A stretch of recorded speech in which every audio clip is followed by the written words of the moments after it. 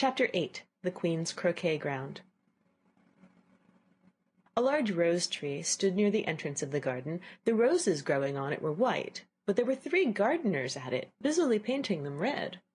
Alice thought this a very curious thing, and she went nearer to watch them, and just as she came up to them she heard one of them say, "Look out now, Five! Don't go splashing paint all over me like that!" "I couldn't help it," said Five in a sulky tone. "Seven jogged my elbow." On which Seven looked up and said, "That's right, Five, always lay the blame on others." "You'd better not talk," said Five. "I heard the Queen say only yesterday you deserve to be beheaded." "What for?" said the one who had spoken first. "That's none of your business, too," said Seven. "Yes, it is his business," said Five, "and I'll tell him. It was for bringing the cook tulip roots instead of onions." Seven flung down his brush, and had just begun, "Well, of all the unjust things," when his eye chanced to fall upon Alice as she stood watching them, and he checked himself suddenly. The others looked round also, and all of them bowed low. "Would you tell me," said Alice, a little timidly, "why are you painting those roses?" Five and Seven said nothing, but looked at Two. Two began in a low voice, "Why, the fact is, you see, miss, this here ought to have been a red rose tree, and we put a white one in by mistake, and if the Queen was to find out, we should all have our heads cut off, you know.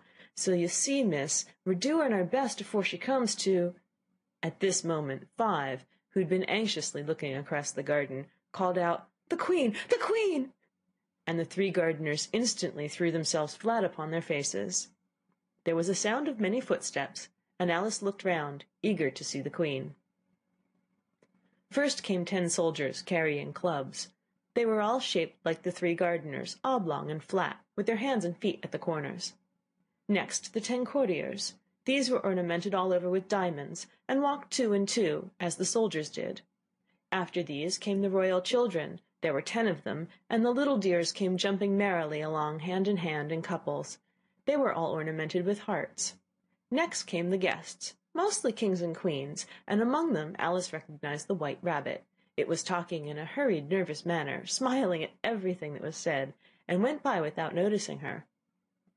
Then followed the Knave of Hearts, carrying the king's crown on a crimson velvet cushion, and last of all this grand procession came the King and Queen of Hearts. Alice was rather doubtful whether she ought not lie down on her face like the 3 gardeners, but she could not remember ever having heard of such a rule at processions. And besides, what would be the use of a procession, thought she, if people all had to lie down upon their faces so they couldn't see it? So she stood still where she was and waited.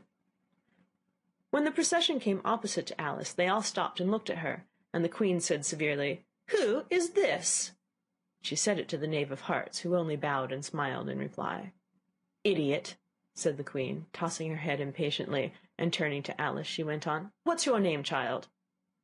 "My name is Alice, so please your Majesty," said Alice very politely, but she added to herself, "Why, they're only a pack of cards after all. I needn't be afraid of them." "And who are these?" said the Queen, pointing to the 3 gardeners who were lying round the rose tree, for you see, as they were all lying on their faces, and the pattern on their backs was the same as the rest of the pack, she could not tell whether they were her gardeners, or soldiers, or courtiers, or 3 of her own children. "How should I know?" said Alice, surprised at her own courage. "It's no business of mine." The Queen turned crimson with fury, and after glaring at her for a moment like a wild beast, screamed, "Off with her head! Off—" "Nonsense!" said Alice, very loudly and decidedly, and the Queen was silent. The King laid his hand upon her arm, and timidly said, "Consider, my dear, she is only a child." The Queen turned angrily away from him, and said to the Knave, "Turn them over." The Knave did so very carefully, with 1 foot. "Get up!" said the Queen, in a shrill, loud voice, and the 3 gardeners instantly jumped up and began bowing to the King, the Queen, the royal children, and everybody else. "Leave off that!" screamed the Queen. "You make me giddy." And then, turning to the rose tree, she went on, "What have you been doing here?" "May it please your Majesty," said Two in a very humble tone, going down on one knee as he spoke. "We were trying—" "I see," said the Queen, who had meanwhile been examining the roses. "Off with their heads." and the procession moved on, 3 of the soldiers remaining behind to execute the unfortunate gardeners, who ran to Alice for protection. "You shan't be beheaded," said Alice, and she put them into a large flower pot that stood near. The 3 soldiers wandered about for a minute or two looking for them, and then quietly marched off after the others. "Are their heads off?" shouted the Queen. "Their heads are gone, if it please your Majesty," the soldiers shouted in reply. "That's right," shouted the Queen. "Can you play croquet?" The soldiers were silent and looked at Alice, as the question was evidently meant for her. "Yes!" shouted Alice. "Come on, then!" roared the Queen, and Alice joined the procession, wondering very much what would happen next. "It's a very fine day," said a timid voice at her side. She was walking by the White Rabbit, who was peeping anxiously into her face. "Very," said Alice. "Where's the Duchess?" "Shh! Shh!" said the Rabbit in a low, hurried tone. He looked anxiously over his shoulder as he spoke, and then raised himself upon tiptoe, put his mouth close to her ear, and whispered, "She's under sentence of execution." "What for?" said Alice. "Did you say, 'what a pity'?" the Rabbit asked. "No, I didn't," said Alice. "I don't think it's at all a pity. I said, 'what for?'" "She boxed the Queen's ears," the Rabbit began. Alice gave a little scream of laughter. "Oh, hush!" the Rabbit whispered in a frightened tone. "The Queen will hear you. You see, she came rather late, and the Queen said—" "Get to your places!" shouted the Queen in a voice of thunder, and people began running about in all directions, tumbling up against each other. However, they got settled down in a minute or two, and the game began.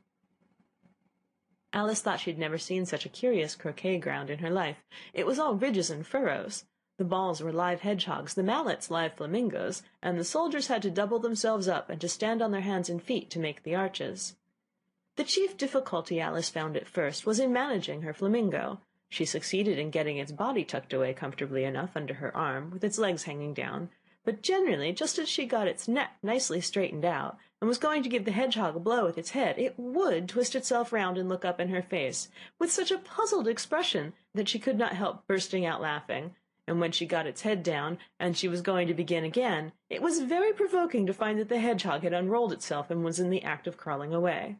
Besides all this, there was generally a ridge or furrow in the way wherever she wanted to send the hedgehog to, and as the doubled-up soldiers were always getting up and walking off to other parts of the ground, Alice soon came to the conclusion that it was a very difficult game indeed. The players all played at once, without waiting for turns, quarrelling all the while, and fighting for the hedgehogs. And in a very short time the Queen was in a furious passion, and went stamping about and shouting, "Off with his head! Off with her head!" about once in a minute. Alice began to feel very uneasy. To be sure, she had not as yet had any dispute with the Queen, but she knew that it might happen any minute, and then, thought she, what would become of me? They're dreadfully fond of beheading people here. The great wonder is that there's anyone left alive.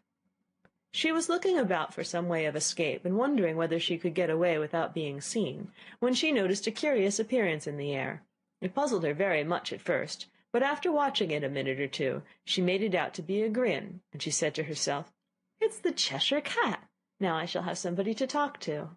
"How are you getting on?" said the cat, as soon as there was mouth enough for it to speak with. Alice waited till the eyes appeared, and then nodded. "It's no use speaking to it," she thought, "till its ears have come, or at least one of them." In another minute the whole head appeared, and then Alice put down her flamingo, and began an account of the game, feeling very glad she had someone to listen to her. The cat seemed to think that there was enough of it now in sight, and no more of it appeared. "I don't think they play at all fairly," Alice began, in rather a complaining tone, "and they all quarrel so dreadfully one can't hear oneself speak, and they don't seem to have any rules in particular. At least, if there are, nobody attends to them. And you've no idea how confusing it is, all the things being alive. For instance, there's the arch I've got to go through next, walking about at the other end of the ground. And I should have croqueted the Queen's hedgehog just now, only it ran away when it saw mine coming." "How do you like the Queen?" said the cat in a low voice. "Not at all," said Alice. "She's so extremely—" Just then she noticed that the Queen was close behind her, listening, so she went on, "likely to win, that it's hardly worth while finishing the game." The Queen smiled and passed on. "Who are you talking to?" said the King, going up to Alice and looking at the cat's head with great curiosity. "It's a friend of mine, a Cheshire cat," said Alice. "Allow me to introduce it." "I don't like the look of it at all," said the king. "However, it may kiss my hand if it likes." "I'd rather not," the cat remarked. "Don't be impertinent," said the king, "and don't look at me like that." He got behind Alice as he spoke. "A cat may look at a king," said Alice. "I've read that in some book, but I don't remember where." "Well, it must be removed," said the king very decidedly, and he called the queen, who was passing at the moment. "My dear, I wish you would have this cat removed." The queen had only one way of settling all difficulties, great or small. "Off with his head," she said, without even looking round. "I'll fetch the executioner myself," said the king eagerly, and he hurried off. Alice thought she might as well go back and see how the game was going on, as she heard the queen's voice in the distance screaming with passion. She'd already heard her sentence 3 of the players to be executed for having missed their turns, and she did not like the look of things at all, as the game was in such confusion that she never knew whether it was her turn or not. So she went in search of her hedgehog. The hedgehog was engaged in a fight with another hedgehog, which seemed to Alice an excellent opportunity for croqueting one of them with the other. The only difficulty was that her flamingo was gone across to the other side of the garden, where Alice could see it trying in a helpless sort of way to fly up into a tree. By the time she had caught the flamingo and brought it back, the fight was over, and both the hedgehogs were out of sight. "But it doesn't matter much," thought Alice, "as all the arches are gone from this side of the ground." So she tucked it away under her arm, that it might not escape again, and went back for a little more conversation with her friend. When she got back to the Cheshire Cat, she was surprised to find quite a large crowd collected around it. There was a dispute going on between the executioner, the king, and the queen, who were all talking at once, while all the rest were quite silent and looked very uncomfortable. The moment Alice appeared, she was appealed to by all three to settle the question, and they repeated their arguments to her, though, as they all spoke at once, she found it very hard indeed to make out exactly what they said. The executioner's argument was, you couldn't cut off a head unless there was a body to cut it off from, that he had never had to do such a thing before, and he wasn't going to begin at his time of life. The king's argument was, that anything that had a head could be beheaded, and that you weren't to talk nonsense. The queen's argument was, that if something wasn't done about it in less than no time, she'd had everybody executed all around. It was this last remark that had made the whole party look so grave and anxious. Alice could think of nothing else to say but, "It belongs to the Duchess. You better ask her about it." "She's in prison," the queen said to the executioner. "Fetch her here." And the executioner went off like an arrow. The cat's head began fading away the moment he was gone, and by the time he had come back with the Duchess, it had entirely disappeared, so the king and the executioner ran wildly up and down looking for it, while the rest of the party went back to the game.